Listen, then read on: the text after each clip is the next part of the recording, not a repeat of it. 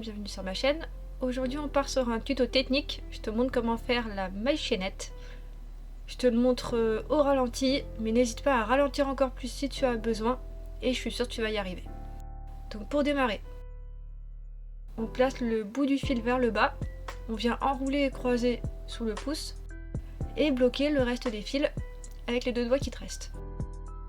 Ensuite, tu vas venir passer ton crochet sous le premier fil et attraper le deuxième.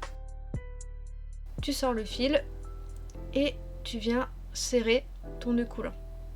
Bon, jusque là, ça va.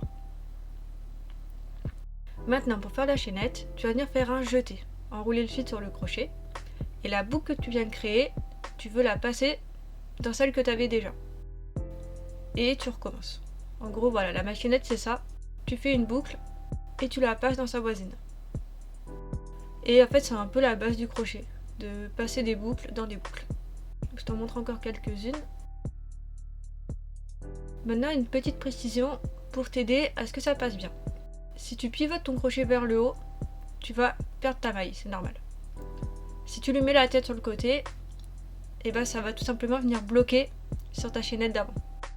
Donc le meilleur moyen pour que ça passe, c'est de lui mettre la tête en bas. Et c'est ça le travail de ta main droite en fait. La main gauche, elle va venir mettre la tension et tirer un peu sur le travail pour aider à passer. Et la main droite, elle va pivoter le crochet pour que ça passe dedans. Ou pour que ça bloque, si tu le mets sur le côté. Voilà. Donc maintenant, je te montre ce que ça donne à vitesse normale. Et avant de chercher la vitesse, je te conseille déjà d'aller rechercher de la régularité dans tes mailles. Que tes mailles soient de la même taille si possible, et pas trop lâches, pas trop serrées. Voilà le rendu que tu dois avoir. Maintenant, quelques projets où tu vas avoir besoin de savoir faire les chaînettes. Déjà, tout ce qui va être à plat, ça va être la base en fait pour démarrer. Donc les bandeaux, les écharpes, tout ça. Et certaines peluches comme l'arrêt que j'ai posté il y a pas longtemps, où en fait on démarre par la bouche et on part par une chaînette. Voilà. Donc j'espère que ce petit tuto t'aura été utile. Si c'est le cas, n'hésite pas à me le dire dans les commentaires. Il y en aura d'autres qui vont suivre sur d'autres techniques. Et voilà, j'espère que ça t'aura donné envie de faire du crochet et que tu as réussi.